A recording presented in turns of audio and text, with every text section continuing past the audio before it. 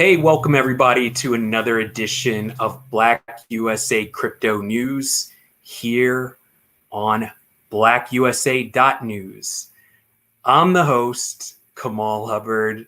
Thanks so much for joining me today. I'm the author of DeFi for the Diaspora, which you can get at my website, www.kamalrhubbard.com. This moment, what I'd like to do is shout out to all my fellow content contributors here on BlackUSA.news. First and foremost, most of the programming that takes place on the network is in the mornings at 7 a.m. Pacific, 10 a.m. Eastern. And that is with Donnie Glover with the BlackUSA morning show. BlackUSA News morning show, excuse me. And every evening at 4 p.m. Pacific, 7 p.m. Eastern, we have programming. And on Monday is Shared Space with Quita and Chap. I had them on last week, and we talked about a number of really great things that they're working on in the Baltimore area. And they are always doing something cool with art, politics, and business and housing in Baltimore. So you guys check out their show when you get the chance. Tuesday evening is the Donnie Glover show. Donnie Glover is the publisher here at BlackUSA News, and he has done a great job in welcoming me in and, letting me do my thing here on the crypto side of things. So much respect to Donnie Glover for all you do for all of us content creators here. Wednesday is SistaViz with Tamara and Nicole. They're talking about business, politics, and just everything else in general taking place when it comes to the sisters. I guess we could say that. Maybe I'm kind of laughing because once again, I had a little bit of technical difficulties my last appearance on their show. So I still had technical difficulties yesterday when I was on the Black Business Roundtable. Black Business Roundtable comes to us Thursday evenings, 4 p.m. to 7 p.m., hosted by Doug Blacksher and Dr. Ashley. I just want to say shouts out to them. I want to give them a lot of appreciation for having me on and being patient with me. I was having some major bandwidth issues, which plays into my book and my show that talks about the issues that are faced with not just Black Americans, but the global Black family when it comes to access to reliable broadband. You know, this is one of the major hurdles that we have to traverse when we're dealing with decentralized finance, cryptocurrencies, and just access in general, right? Of course, my show is on Fridays, Saturday mornings, 7 a.m. Pacific, 10 a.m. Eastern is the Blackout with Tajmir Gathers. Check her out. She's always got good content, good guests, and talking about the news and what's going on straight out of New York. And last but certainly not least is 60 Minutes in Black every Sunday evening with Michael Haney. Check out his show. I'm actually looking forward to having some discussion with Mr. Haney sometime soon. I'll be reaching out to you, Mr. Haney. Thanks again for your support, too. All right. At this time, I would like to bring in my guest for the week. Her name is Janelle. And hey, Janelle, how's it going? Hey, Kamal. How are you? Doing great, doing great. Janelle is one of the newest members of the Tau Network blockchain family and community. I'm happy to have her on the show to talk about crypto today and also talk about the Tau Network a little bit. But Janelle also works in the diversity, equity, and inclusion space, and I think she's a great addition to the Tau Network community. But I'm going to allow you, Janelle, to introduce yourself a little bit further to the audience. Great. Thank you so much for that wonderful intro. My name is Janelle Southley. I think Kamal did a wonderful job in exemplifying the work that I do in diversity, equity, inclusion. I have a background in talent acquisition, and I am a recent fellow with the Afrofuture Accelerator Program with the Global Startup Ecosystem.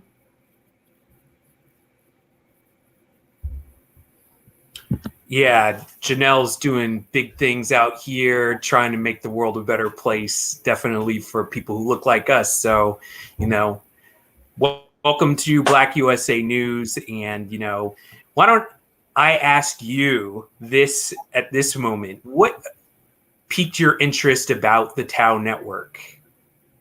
Sure. I was absolutely interested in kind of getting my hands and feet wet within the crypto space, particularly within blockchain. So I think the work that both yourself and Bryce are doing with the Tau network as it relates at the intersection of the music industry was such rewarding work, and I absolutely wanted to be a part of it. As you know, I support you all through content and marketing, and it's just been such an honor and a privilege to be a part of the team. And I really just enjoyed your book, DeFi for the Diaspora. As someone who is absolutely for the diaspora, I am of Caribbean descent, second generation, so often trying to find ways to strategically align finances with our future of work, as well as just building out ecosystems that will improve the outcomes of people of color.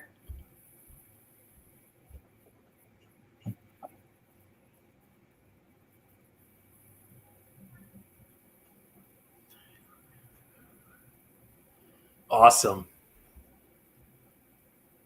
That's pretty awesome. So, obviously this is we try to have a news program here. Sometimes we go off into our own conversations and whatnot. But what I'd like to share now with yourself and the audience at home or on the road or wherever you guys are, if you're on the road, keep your eyes on the road, is this. This week, I put forward a proposal petition to the California Reparations Committee. Right now, California is grappling or studying, I guess is probably a better word to use, the proposition of reparations in the state. Now, what I think would be helpful, based on historical transgressions as well as where things are going in the future, that reparations payments be made in cryptocurrencies. There's a number of different reasons why. I mean, obviously, I'm a person who, is a big proponent of cryptocurrencies, but also this appears to be where the trend is headed. So, some of the things that I think are worth mentioning about this proposal, first and foremost, is that these crypto payments be made in Bitcoin, Ethereum, and a choice of stable coins, whether it's USDC, True USD, or the Pax dollar. Now, those three in particular, I feel are the most appropriate stable coins for a number of reasons, which I probably won't get into now because it's very technical. But this should just be an option. I'm not saying that the payments should only be made in crypto. If they decide to have direct payments, this should be an option to consider. And I think this is also a petition that people from out of state should also consider, because there's other states that are also evaluating reparations and whether they're appropriate for their Black citizens. So I think if California can be the one to be the trendsetter around this, that would be great. But according to the data, so earlier there was a Harris poll, and Harris being the think tank, Black Americans are outpacing other groups when it comes to owning cryptocurrencies. The study also found that 43% of Black Americans felt that the banking and loan industry has historically treated them unfairly. Additionally, 58%, of Black Americans surveyed said they don't feel welcome in traditional financial institutions. Many describe traditional financial institutions as not meant for Black people and believe cryptocurrency is the way to build and attain wealth. So if that's the way that the data is headed, and that's where the information is moving towards, Black people feeling more comfortable around cryptocurrencies and owning cryptocurrencies as their way towards financial and greater financial equity, to me, it sounds like the way to go. So I think, this should be considered once again as an option. It doesn't have to be the only way, but an option, because once again, this is where the data is leading us. So what are your thoughts on this proposal, Janelle? I think that this would be a wonderful opportunity for decentralized reparations. Just kind of looking at how California was impacted by the delayed payments for their unemployment EDD. We still have several thousands of Californians who have yet to receive a single payment as of last year during their filing. So I think decentralizing these payments would be a great outlet with use of blockchain technology, of course, that is. And I'd like to see more of this come to fruition, especially across the board within the United States, and hoping that California is in fact the model of how this could potentially be done. I'm hoping so too. And a few years back, I had the opportunity to speak before the California Senate's Banking Committee. So I would be open to and willing for the opportunity to speak with them again on this proposal. I don't know. They may consider that. They may not. Of course, they don't have to bring me in there. But once again, let's bring this to the conversation, right? And you can use blockchain to have a more transparent, verifiable system. Like you said, the state got into a little bit of hot water with EDD payments through the course of COVID because they were paying the wrong people in some cases, and some people weren't getting paid. With blockchain using a public blockchain, those transactions can be audited at any time by anyone who has an internet connection. So, that would hopefully keep people honest so that people aren't getting double payments. And, I think it's a way to, once again, keep things very open and verifiable. Furthermore, with our financial system getting more and more digital, I think this being the way of the future, it's a way for Black people to not be shut out. And it's almost forcing, us to take up the subject. There's a lot of people who say, crypto it's interesting, but I just don't understand it. And, you have no reason to actually get into crypto. But, once again, this is the only way that you're going to be able to profit is if you get in. Yes, there's a lot of fraud out there. Yes, there are mistakes to be made. Absolutely. And that's where just trying to find verifiable information really matters. But once again, the other thing about crypto is if it's managed properly, it can be a tool for generational wealth.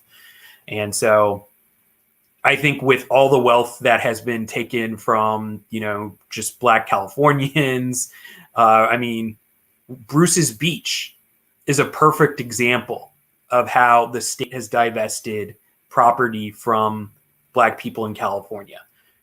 So I don't know. I think once again, this is worth discussing at the highest level when it comes to reparations. And furthermore, I mean, I'm going to be writing a larger piece on this where we're talking about California's first governor who spent time in Oregon, who, you know, Oregon was a state that banned Black people from settling as slavery was coming to an end.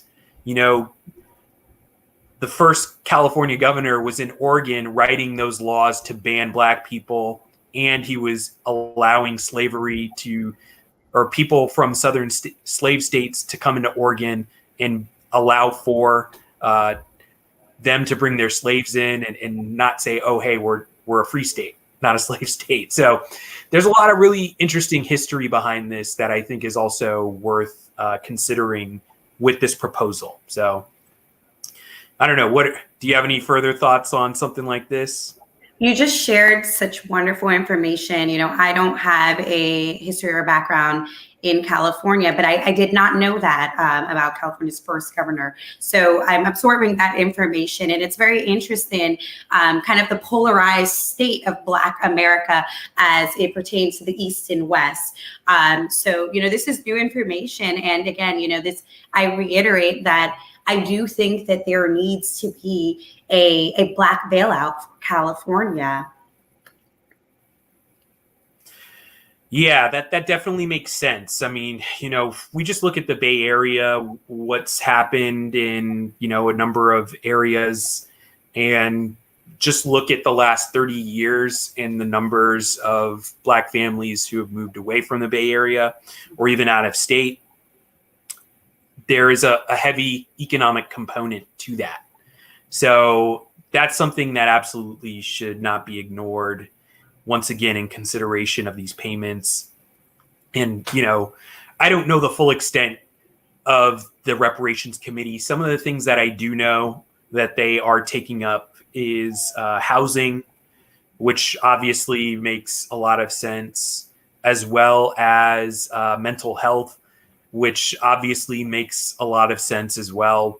But honestly, I think all of those programs, including cash payments, should be considered as part of these packages, because yes, you know, you shouldn't, I don't know, I don't want to editorialize too deeply, but I feel like, yes, all those things should be considered. Yes, agreed. Cool. Well, you know, another story this week that I thought was really cool and a lot of people were talking to me about was Crypto.com has got the naming rights to the Staples Center. So it will now be known as Crypto.com Arena, I think. So, you know, my Lakers fans out there definitely made sure to let me know that this had happened. And so I don't know if it's going to help the Lakers win any games, but we'll see. It's good for crypto, right?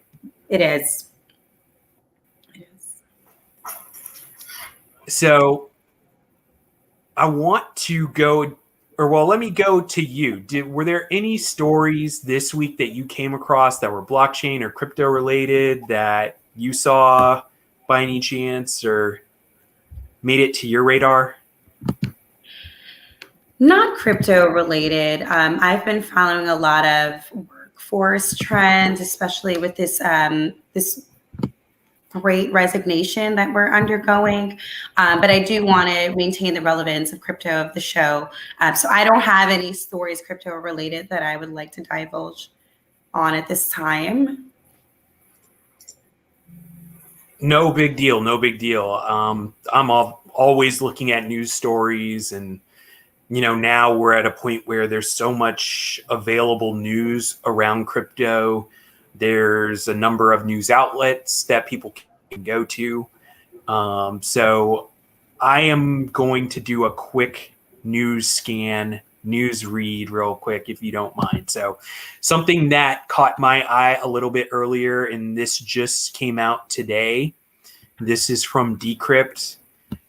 And the headline is Square releases a white paper for a decentralized Bitcoin exchange. Now, this is very interesting because most decentralized exchanges are taking place on Ethereum and the Ethereum style virtual machine blockchains. So, this is very interesting. Once again, there's a lot of projects that are being developed on top of Bitcoin now. Bitcoin maximalists do not want you to think that Bitcoin is solely for payments, right? There's stuff like the Lightning Network that's speeding up Bitcoin payments, and a number of other projects that are actually really, really cool. So a lot of peer-to-peer instant messaging, social media, and even telephone applications are being built on Bitcoin. I say they, but people who are developing on Bitcoin also want to bring smart contracts to Bitcoin, which would enable things like the decentralized Bitcoin exchange. So let me just ask you this. Are you familiar with decentralized exchanges, or do you know the distinction between a centralized exchange and a decentralized exchange? I would love for you to make that distinction. Yeah, I think that makes sense going into this next story. So with centralized exchanges like Coinbase, even Crypto.com, which I mentioned earlier, those exchanges will allow you to purchase, we'll just say Bitcoin to keep things relevant, right? And they will allow you to have your wallet on their servers. So even though you can go there and buy your crypto, so legally the Bitcoin that you buy on those exchanges is being housed on their servers. So it creates an issue of custody, right? So you legally own that Bitcoin, but the custody is with them. So what that raises is a risk, what's called a custody risk. And instead of having that risk, the risk that can occur is if that exchange gets hacked and your wallet gets drained, then they can say, oh, hey, sorry, the Bitcoin that you owned on our exchange got stolen in this hack, right? So that's the one side of the custody risk. With a decentralized exchange, it's the purchase of Bitcoin will be in more of a peer-to-peer fashion, right? So that means someone on one end is saying, hey, I have Bitcoin to sell. And you come to the exchange and say, hey, there's Bitcoin I want to buy. You guys agree to a price, and that Bitcoin goes from the person selling to you as the buyer. And custody goes directly to you into your wallet. Gotcha. So the custody risk on that side is the Bitcoin is now in your custody. So if the decentralized exchange gets hacked, the Bitcoin is in your wallet. And the only custodial risk that you are bearing at that point is whether or not your wallet gets hacked. So it comes down to your cybersecurity protocols that you are essentially using when you're managing your wallet. So, it's definitely a thing of where you have to be as careful as possible. And once again, decentralized exchanges operate more in a peer-to-peer fashion. So historically, once again, these decentralized exchanges or DEXs operate typically on the Ethereum blockchain, as well as the Ethereum layer 2 solutions and Ethereum style blockchains out there. So I'm not going to go through so many of those right now. I'm going to read a little bit more of this story so and we can get into this. So Square, the financial services company helmed by Twitter's Jack Dorsey, wants to do more with Bitcoin than just allow people to buy it on its Cash App. It's working on a way to let people trade Bitcoin and fiat on a type of decentralized exchange that's common to Ethereum. Square first announced in July, and today it released a white paper presenting TBDEX. The white paper claims that TBDEX is a protocol for discovering liquidity and exchanging assets such as Bitcoin, fiat money, or real-world goods safely without knowing the identity of other parties. Moreover, the protocol goes around financial intermediaries and other gatekeepers, such as centralized exchanges that guard the borders between fiat and digital currencies. So, while TBDEX is built around the concept of Bitcoin, it isn't necessarily built on top of the Bitcoin blockchain. So, we kind of talked about that a little bit earlier, and that's a good piece of information. It's just the way that it's made is basically a series of on and off ramps to Bitcoin and other cryptocurrency networks. Where exactly the protocol lives isn't stated in the highly technical yet high-level white paper. So this story kind of goes on into some of the other specifics, but I think in short, it lays out how this is going to work. So it's not necessarily developed on top of Bitcoin, but it's going to allow for Bitcoin fiat currency trade. So fiat meaning US dollar or Canadian dollar trades to take place. And without any of those necessarily staying on top of their or in their servers, right? So the trades will most likely be immediate, where, you know, someone has money on Cash App that they have from their bank account, and they will be able to trade Bitcoin with another Square or Cash App user. Got it. So, nice. That's awesome. Somebody said, post the link to the white paper. K. Murray. K. Murray. Let me see if I can do that for you. Sit tight, please. So, I mean, what are your thoughts on something like this just in general? I think to be able to exchange with fellow Square users, I mean, again, like we're just seeing accessibility within crypto. So this, again, is yet another great move in cryptocurrency news. I am a Square user. You know, that accessibility would only enhance, you know, me wanting to utilize cryptocurrency in that way.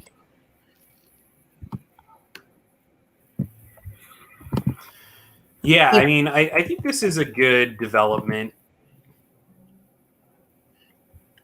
A good deal of yours utilize Square. So this would be really great for Black business as well, as this is, you know, Square is in fact a ledger that they utilize.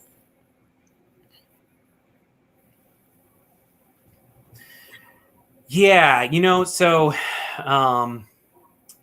we are where we are in terms of technology. You know, we have these tech giants that are able to do so much, and you know, I'm doing my best to raise awareness around crypto, around Web 3.0, and trying to get as many technical people together as possible. I'm working with the likes of Black Women's Blockchain Council and other groups to you know, see how we can band together and really create some of these technologies on our own. You know, I am not a computer scientist, but I do understand the technology, the policy, and the governance of blockchain. And so, you know, there's only so much I can do. I don't necessarily consider myself an evangelist. someone called me an activist a few weeks ago, and I'm like, I don't know how I feel about that. But, obviously the petition, which I need to actually put up there, that's going to be in the description, is, I don't know, kind of a testament to my activism in this space. So, so yes, you're right. I feel like, having point of sale in Black businesses so that they can receive cryptocurrency in exchange for services is something that, needs to happen. It needs to happen very soon. So, overall, I do feel as though this is a good thing. And, I do think that, Square is among one of the leaders in this space. And so, I think they're doing a great job. So, you see here, like I said, I should have done before. Here is the link to the petition for cryptocurrency reparations payments. That's the shortened link to the change.org petition. If you're not in California, that doesn't matter. Sign the petition, because if reparations are considered in your state, you would want your state to follow suit so that you could get into crypto if one day reparations are awarded. So I'm going to leave that up for a little bit, and I'm actually going to go to our next story here. And this story should be interesting. This also comes to us from Decrypt. And it is a story about Hillary Clinton weighing in on cryptocurrencies. She says crypto could undermine the dollar and destabilize nations. Former presidential candidate Hillary Clinton has said that crypto has the potential to undermine the US dollar. Former presidential candidate Hillary Clinton has said that cryptocurrencies are very interesting and exotic, but they have the potential to undermine the US dollar. What looks like a very interesting and exotic effort has the potential for undermining currencies, for undermining the role of the dollars as reserve currencies for destabilizing nations, Clinton said at Bloomberg's New Economic Forum. She added that if in the hands of the wrong people, dun dun dun, cryptocurrencies could be direct threats to nation states. There's a whole new layer of activity that could be extremely destabilizing, or in the wrong hands or alliances with the wrong people could be direct threats to many of our nation states and certainly to the global currency markets. With that, Clinton is broadly on the same page as President Biden, whose actions have demonstrated he is serious about the national security risks presented by cryptocurrencies. The former presidential candidate also appears to share some common ground on the issue with former President Donald Trump, who said that Bitcoin seems like a scam. I can't do my Donald Trump impersonation, so sorry. And that it's another currency competing against the dollar. So sounds like they're getting their information from the same source. I don't know. I don't necessarily want to read too much more of that story, but what are your thoughts on that? I think that cryptocurrency exists because many have kind of strayed away from using the US dollar, and that, its utter existence is due to the fact that, we're wanting to decentralize our finances.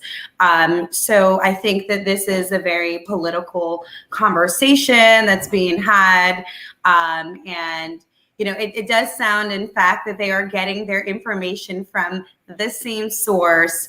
But I would love to hear more about some of the work. I do remember reading that you all were down in Washington, D.C. And, I don't believe it was Treasury. I think it was agriculture, if I'm not mistaken. But I'd love to hear a little bit more about that, because I think it kind of segues into, Hillary Clinton's sentiment on cryptocurrency itself? Honestly, okay, so to kind of go into our team, yes, we did engage in lobbying efforts for blockchain technology, both in the U.S. Congress, so on the federal level, as well as on the state level. So most of the work that I did personally was at the state level with the California Blockchain Advocacy Coalition. We helped in bringing a definition to blockchain under the state laws, as well as allow for businesses to distribute, California businesses to distribute equity via blockchain. So that was my role. Now, my team's role, once again, was to go and to promote blockchain technology, provide information on blockchain, because there is a lobby against cryptocurrencies. And, you know, it's most likely these traditional financial players who may be feeding disinformation to these lawmakers, right? So that they can maintain their grip and their hold on the financial system. Decentralized finance makes it so they do not have power and do not have control over the people really who are the most vulnerable, right? Decentralized finance can allow for people who are unbanked or underbanked to become their own bank. What else could threaten a financial institution more than that? The thought of that. All the people that you are giving predatory loans to, that's out the door. And people can get better rates than they can at a bank that's treating them fairly on a decentralized platform. So that's a real threat. Now, the lobbying that we did and the advocacy work that we did, once again, on the federal level, was with the SEC, the CFTC, as well as the Department of Treasury with the Office of Comptroller of the Currency. Okay, so it was Treasury. All of the discussions, yeah. So it was with Treasury. It was a office under the Department of the Treasury, which is, once again, the Office of the Comptroller of Currency. I did get an opportunity to sit in on that talk. And all the discussions that I was privy to, and I've had my own discussions with the SEC as well, they've been, you know, very open to the propositions that we put forward, or the notions we put forward. They were welcome to what we asked and what we were looking to explore. And, you know, in my, at least my experience, they were very positive about the information that we shared. So I do want to read K's, or is it KK's comment here. That's the same thing, quote, they said when it was first introduced. That's why the high money earners came against it decades ago. Yeah. KK, you're right. And I think I kind of laid out why you're right. So it's good to be right. Now, there's another comment here that came in from Junior Voltage. I was diagnosed with cancer in 2016 and have tried to get cured, but to no avail, until I saw a post in a health forum about a herbalist man who prepare herbal medication to cure all diseases, including cancer. So I'm not laughing. I doubt it. I'm not sure how this is relevant to the conversation, Junior. I definitely wish you well in your recovery from cancer. I probably should have screened that comment before I started reading it, but hey, cancer is serious, so I did want to take that referring serious. to Dr. Sebi. It's not relevant, but I assume he's referring to Dr. Sebi.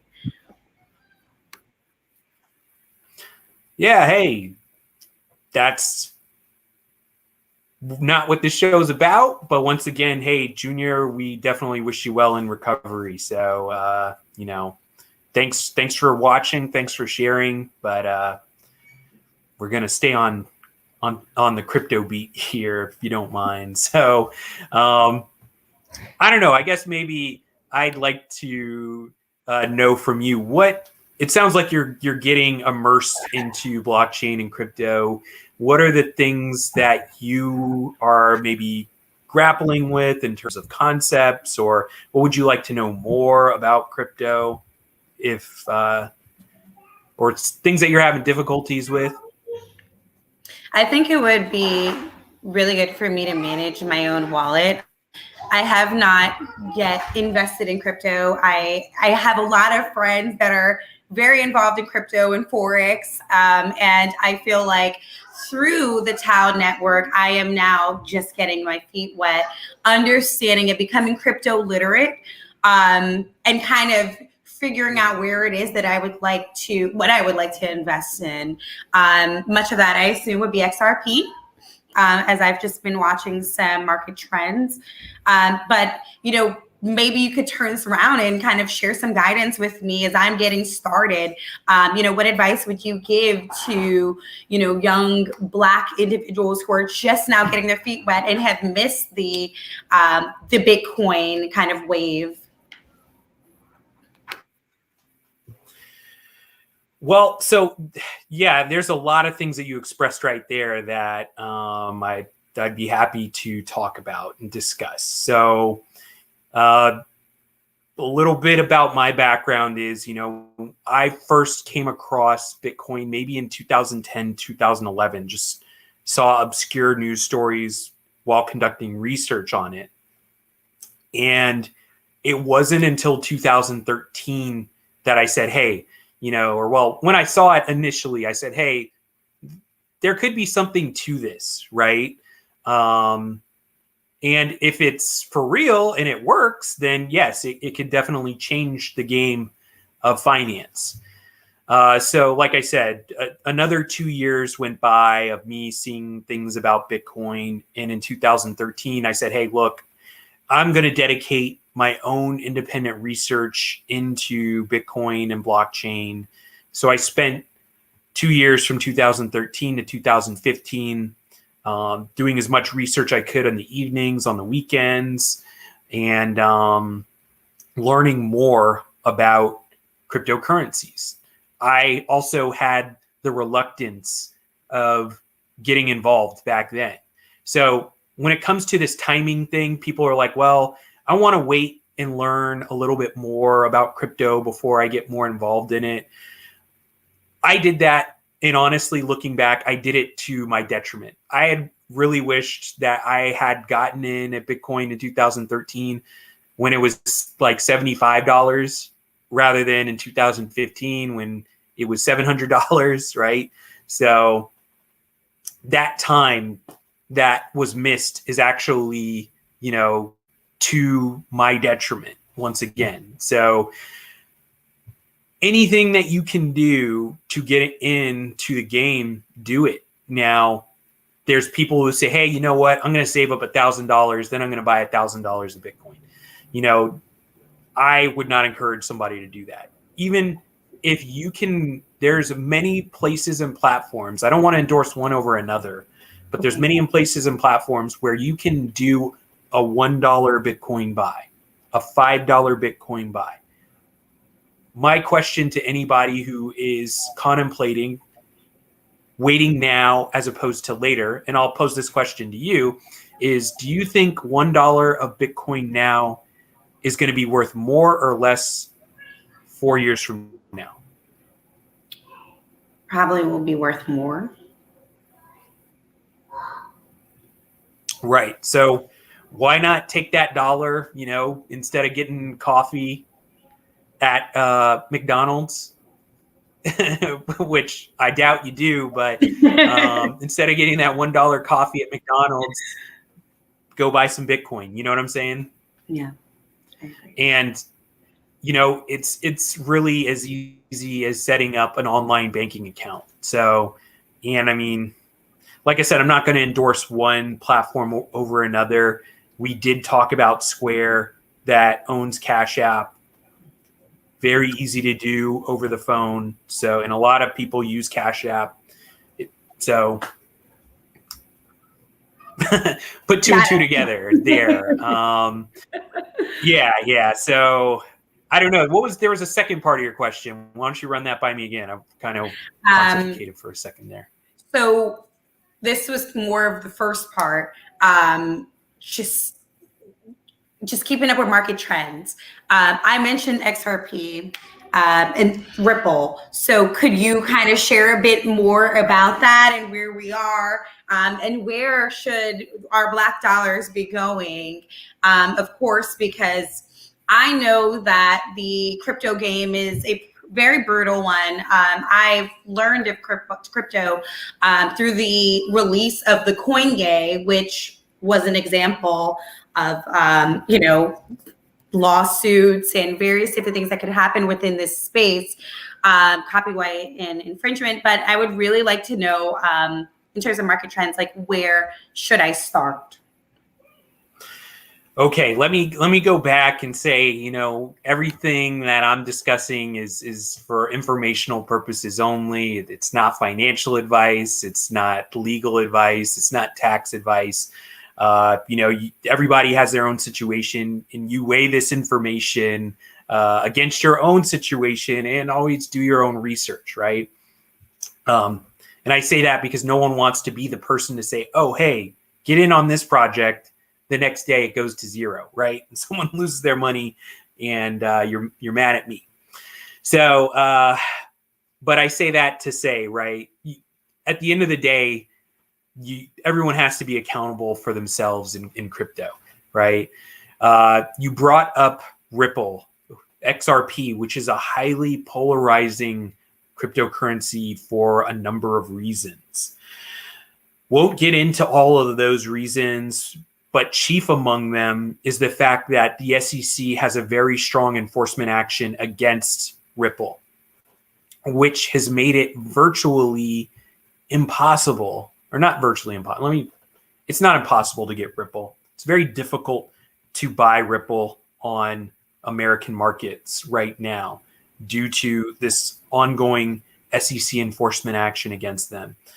Another reason why this is polarizing is people don't feel as though Ripple is being treated equitably for a number of reasons, right? Why is Bitcoin and Ethereum considered a commodity, whereas Ripple is considered a security?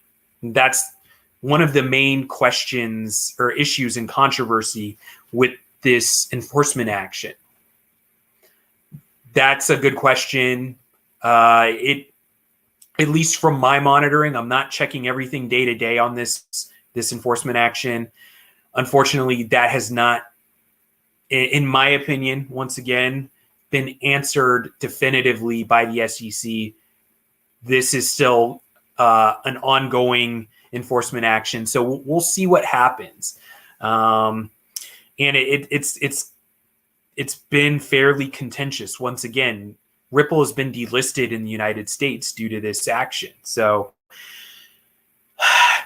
what that leads to is speculation around Ripple that, and a lot of people ask me about Ripple for, a number of reasons.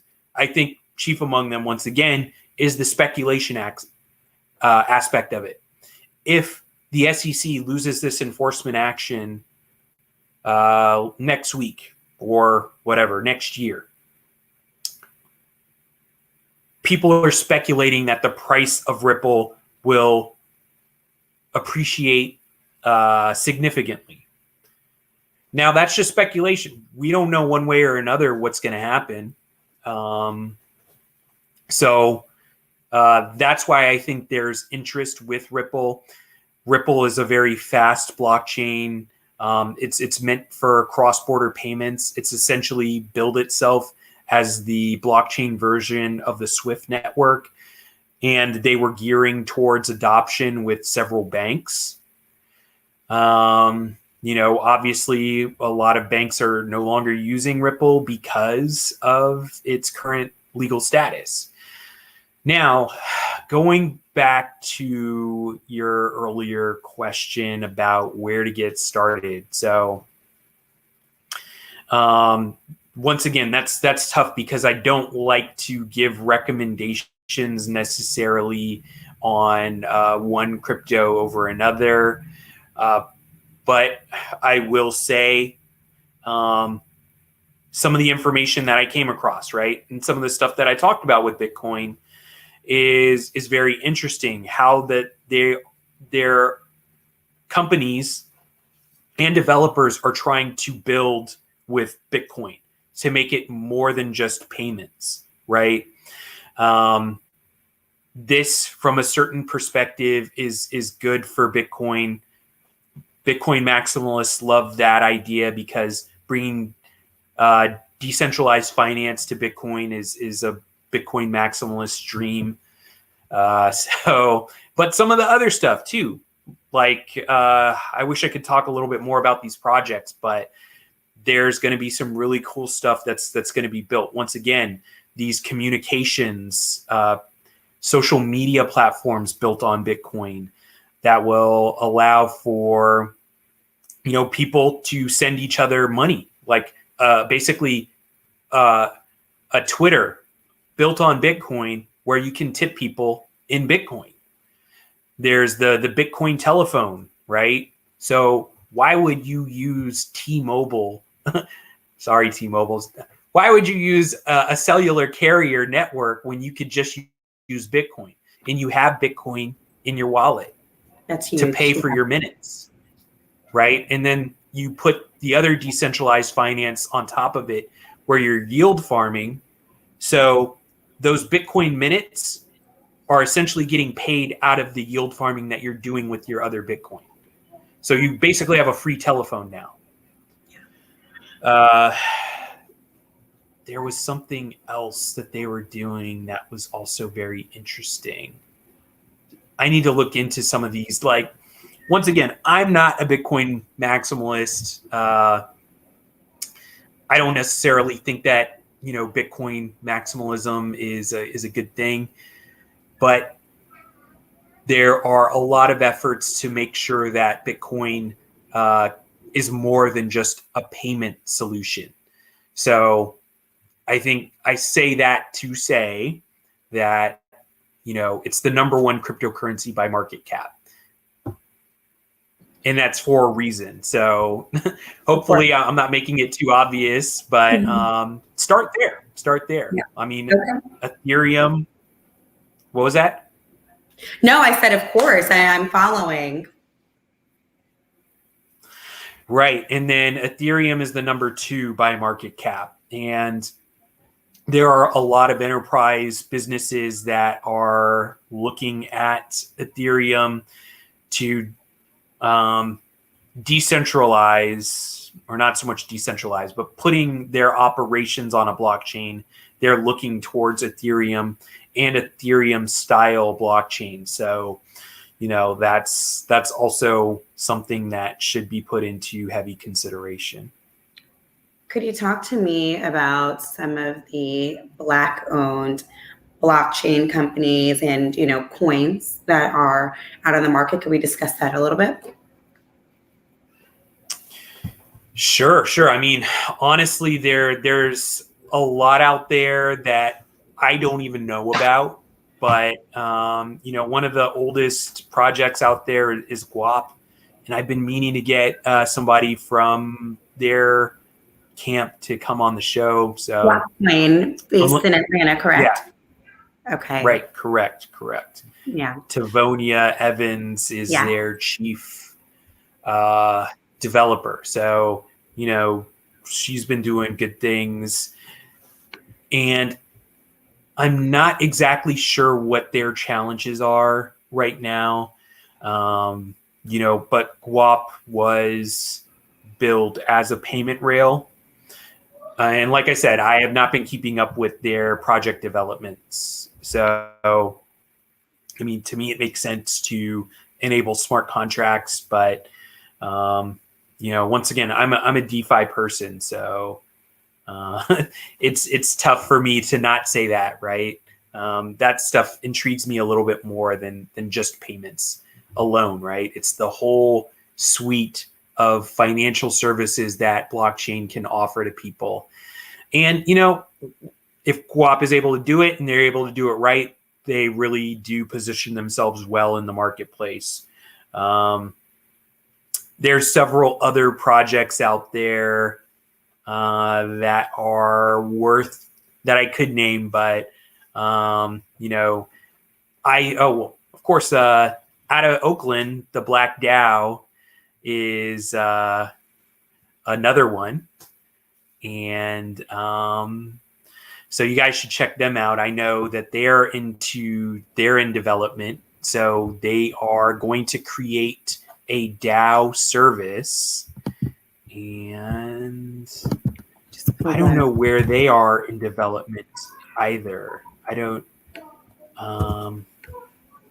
Walter Wallace, he was a previous guest on the show, and he told me that they are working on development over at the Black DAO, which, he has a good thing going with that. So I definitely encourage him to keep things moving. So he wants to create a maker. So there is a DeFi platform, one of the oldest DeFi platforms out there, called MakerDAO.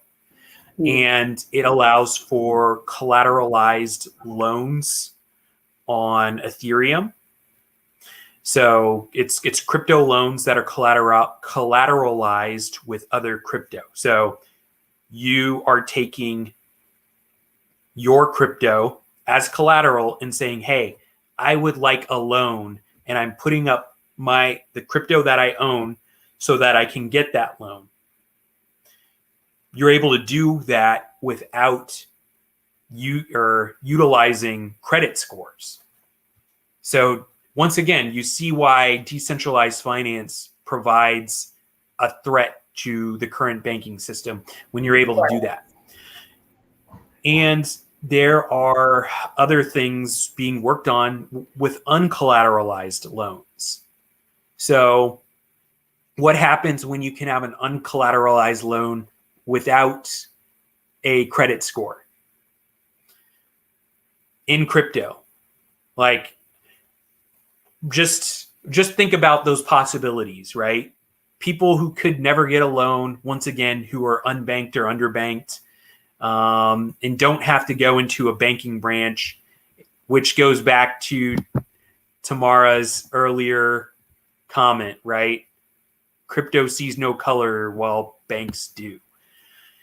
That's a very powerful thing. And a lot of these financial services companies are trying to make an in run to make it so that crypto is very user friendly and very easy to interact with, so that people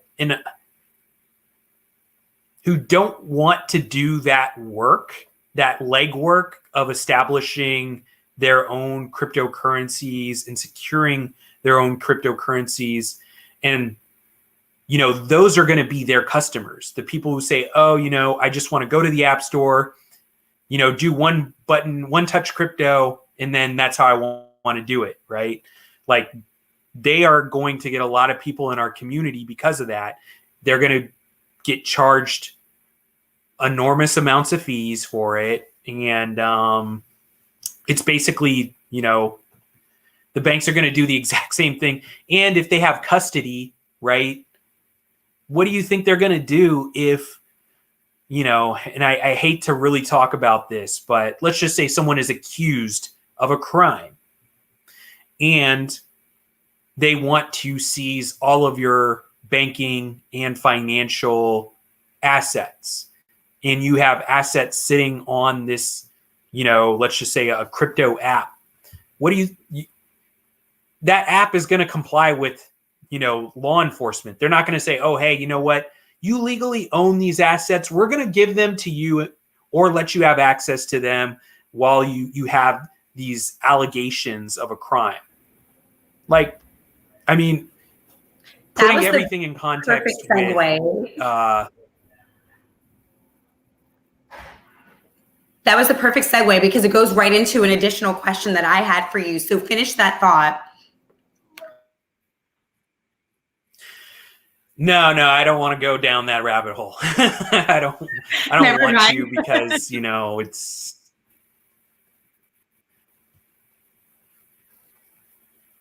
Fair enough.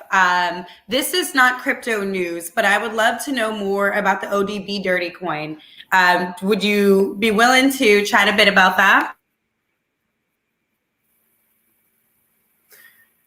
I don't want to go down that rabbit hole either, but I will talk about it. I find myself talking about this more and more nowadays with everything that's going on with NFTs.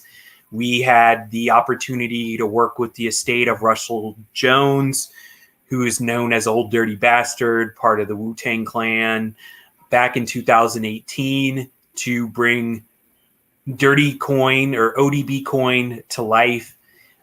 It was a very interesting project, but it was absolutely before its time. And in a lot of ways, the people were not ready for this. And if we were to do something like this today, given where the public sentiment around NFTs, it would be no doubt successful. And, I can't say how much I enjoyed working with the estate. It was great to meet Young Dirty, Russell Jones's son. I mean, he's a great guy. He's a great performer. It must be awesome having the opportunity to perform all your father's music. But he was a great guy, and working with the people who handle the estate too. They absolutely wanted the best on behalf of the estate, and we were working to do what we could around that. And once again, if things back in 2018 were where they are today, I think it would have been an amazing thing to do. But the cool thing is I was involved in one of the first NFT projects back then. I mean, 2018 NFTs, you're talking about CryptoKitties and things like that. So, but certainly one of the first music-based NFTs at the time. So it's honestly going through that process, not getting quite as much promotion and publicity around the project, as well as, once again, it being well received by people, led me to look at NFTs in a different way. I approach NFTs differently than I think the average person. Not necessarily because I feel like I've been burned. The Black Lotus, the Blade Runner Black Lotus. And I don't want to get you hung up on NFTs. Right, yeah, I don't want to get ahead. What did you say? I'm sorry, say again. I'm sorry. I asked about the Blade Runner Black Lotus. They're launching an NFT collection, and that was October news. So I wanted to kind of gauge some of your feedback and thoughts on that, and if you were even familiar. I'm not, but it sounds like a really cool project. And in fact, I'm trying to get my own NFT line off the ground. But I'm also working on the audiobook release of DeFi for the Diaspora. So that's kind of got my hands full. I want to get that ready for hopefully the holidays, which is next week. I don't know. So I have not had my mind on NFTs, and unfortunately, I might not be able to seize the opportunity for myself in NFTs just yet. Especially, I think there is a sentiment in the market that the appeal of NFTs is going to lose some degree of its luster. Now, it's great. It's revolutionized art, and we've seen that over the last few months. But, where do we go from here when we're beyond the point of just mere speculators flipping NFTs, right? What is it going to do to the art industry? those are some pretty interesting questions. Well, I'd love to hear more about where you are on the audio release of DeFi for the Diaspora. It's ready. It's ready. I just need to find a way to get it to folks. So that's my next step. I need to put it on Spotify or Audible. I'm hearing I'm hearing some people don't really like how those platforms work, for a number of reasons. So I'm still doing my research around them. So that's what I'm trying to find the best way to distribute the audiobook. And I need to do that deep dive and get it somewhere so that it's accessible to people. I mean, the reason why I did, it's funny because when I finished and published the book, I didn't want to write another book, and I definitely didn't want to do an audiobook. But what I've come to understand is, there's people out there who love to read, but they don't have time to read. So now what an audiobook does is it allows somebody to listen to an audiobook while they're driving, or listen to an audiobook while they're at work. And they have to look at a screen, but they can put on headphones and listen to a book. Or if someone's cooking, right, and they need to obviously, get food on the table, but they want to listen to a book. So, I definitely respect that audience, and I want to be able to provide and have an offering for that audience as well. So, yeah, thanks for your interest, and I appreciate your read of the book. What are your thoughts so far Absolutely in terms of your progress?